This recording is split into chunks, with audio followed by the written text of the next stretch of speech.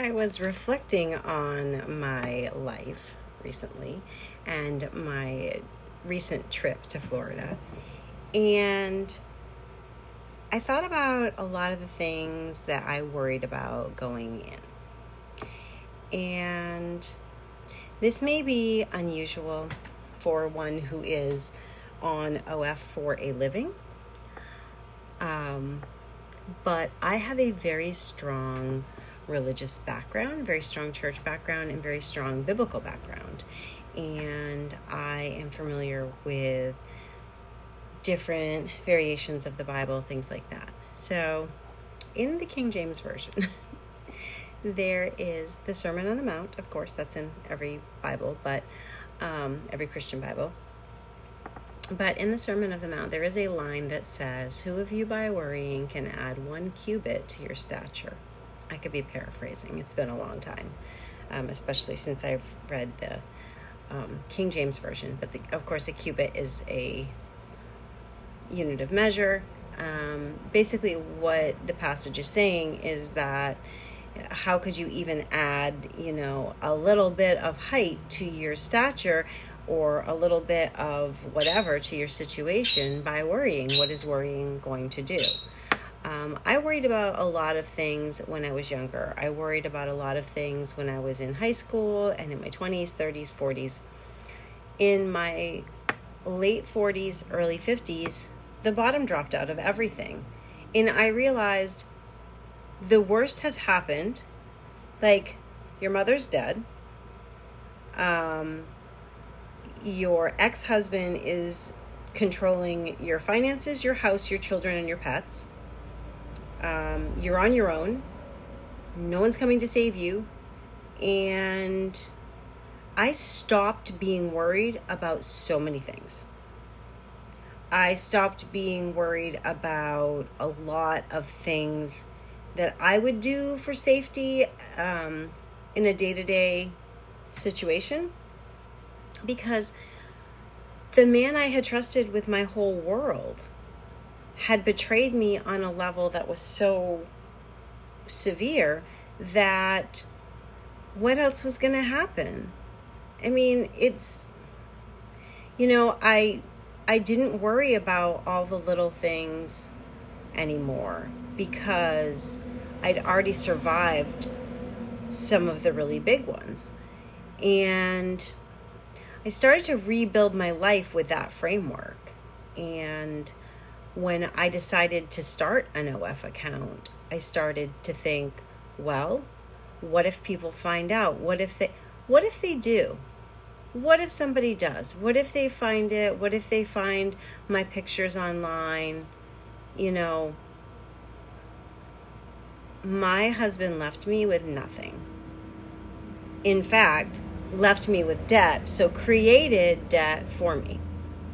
Didn't pay for my lawyer, didn't pay for the debt that he had incurred during the marriage. I'm paying for that. In fact, I've been paying for things that were assigned to him during the divorce because I don't want to take the time to take him back to court. It's too expensive. It's easier to just pay the things that he was supposed to pay and fight with him about it later. So I realize this morning I was, in the kitchen making coffee, and I was thinking about my coffee cup that I had brought to the airport, and I had washed it, when we got back, and it was in the cupboard. And I thought, I was worried about where are we going to get coffee at 3:30 in the morning? Should I take one with me? I'm going to leave the coffee cup in my car. It's going to be in there for 5 days. Is that going to be okay? Is this going to be okay? Worrying about everything, just worrying about all these little details of stuff. Are we going to catch the plane? Are we going to be too tired driving home when we get back? Is it, are we going to catch the connecting flight? Are we going It's too much. And you know what? We had 0 problems on our trip. 0 problems. We did not get into a single fight. We did not have any issues with anything from where we were going to eat, how the hotel room was, for our safety, for any of the activities that we did. Everything went smoothly. And the same thing with the cruise before. No issues at all. Everything was fine. and I had a fantastic time. And I realized I can't add anything to worrying. And yes, there are some things that we have to be careful of. I'm not saying that you go out and you do all of these, drugs and alcohol, and I'm not saying that you would drive recklessly or do anything to put yourself in harm's way. But I'm talking about the little things like, what if my bag gets lost? Do the reasonable things that, it takes to make sure that it's not lost. Check it in with the airline, make sure you've got your name and address on the tag. Maybe you put a ribbon on the handle so it'll flag it, when it comes through the carousel. Mine are sea turtles. I don't have it right here, but my suitcase has sea turtles on it.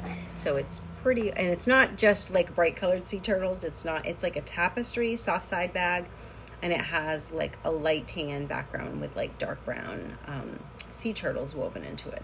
So that's my suitcase, so I don't lose it. It's always the first one I spot on the carousel. It's never been an issue, but I worry about lost luggage. I worry about this. I worry about that. And there's no reason to.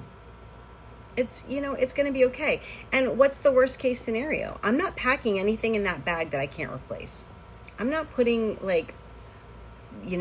documents in there that I can't replace easily. I'm not putting things in there that are valuable, I wouldn't put like something in there that belonged to my mother that why would I be traveling with it anyway? But for jewelry, on my trip, I had, a little jewelry case that I had in my carry-on, and I kept it with me. I wore my engagement ring, my mother's ring, and a couple of other rings that are important to me were in that little case so that I could wear them while we were there, if we went out to dinner or whatever. I like having my mother's ring with me. I like, it was her birthstone, and she didn't really wear it a lot, but we bought it for her, and it was not expensive at all. But the three of us bought it for her one year for her birthday, and she was, she teared up when she opened it. She never wanted to wear it because she didn't want to lose it. She kept it in its original box. It's still, it was still in its original box when we got it. She wore it on special occasions. She'd wear it to, a Christmas service at church or to a wedding or to, something like that, but she didn't really wear it a lot. It was, that was just who my mother was. She was a save everything for best person. And I think a lot of us learn the older we get, what are we saving it for? So, drink out of the china, eat off the nice plates, whatever, wear the nice dress, wear the pearls, do what you need to do, because we're not here forever. And this is our life, and you don't get a prize for having all kinds of really nice things that you saved forever in your bedroom, and never used and never cared about, or never, not cared about, but never enjoyed. And so, yeah, I'm rambling again, but I just wanted to, I was making coffee and I was thinking about that morning and how everything went smoothly. And I would always quote that when the kids were little, when we would start to worry about something, or when there was a situation that we couldn't control. Me or my ex-husband would always say, not one cubit, like we can't add a cubit, because I loved that phrase and I thought that the word cubit was cute. And so I would use that expression a lot. And so it became a thing that we would all say as not really a joke, but kind of a tongue-in-cheek reminder of, we can't do anything here. We're not adding a cubit to our stature. And so not one cubit became a very common expression in my home when the kids were growing up. And, it's just one of those things. There are a lot of those. I think every home has those little phrases that they quote, and that was one of ours. But it's a good lesson. So, yeah, control what you can control, but don't worry too much, because there's nothing that you can do about it, really. And honestly, and this may terrify some of you, but honestly, the things that get you, that are really bad, that really cause damage to your life, are usually things that you weren't worrying about. They usually were not on your radar to begin with. So, live your life, take a deep breath, be comfortable, relax, enjoy your life, try new things, get out there, don't worry too much. We have a limited amount of time here that we can enjoy this world, and be safe, but don't be controlled by your fear, because there's nothing we can do about a lot of it. I love you guys. Take care.